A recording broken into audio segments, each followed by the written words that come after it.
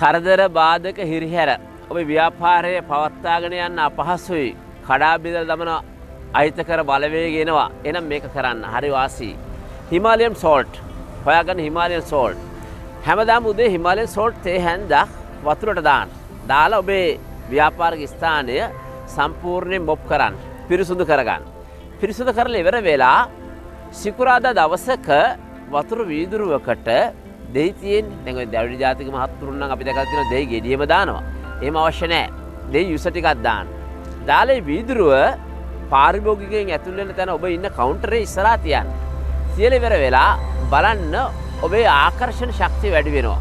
ඔබේ ව්‍යාපාර දියුණුව වැඩි වෙනවා. ව්‍යාපාරයට ජනතාව ඇදෙන ප්‍රමාණය වැඩි වෙනවා.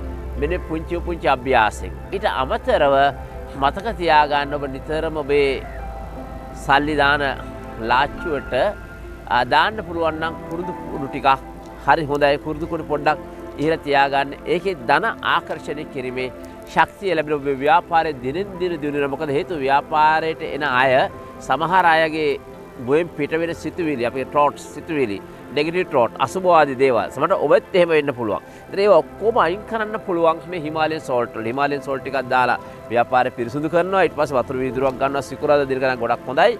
අරගෙන ඉවරලා දෙහි යුස ටිකක් දාලා දවස් 7ක් ඒ වීදුරුව තියෙන්න ඕනේ. ඔබ ඉන්න කවුන්ටරේ ඉදිරියේ ඔබ ඉන්න මේසේ. දවස් 7න් 4 තමයි ඒක අවසන් කරන්න ඕනේ.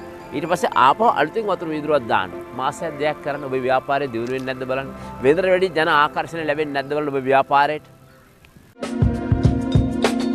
Ceylon Live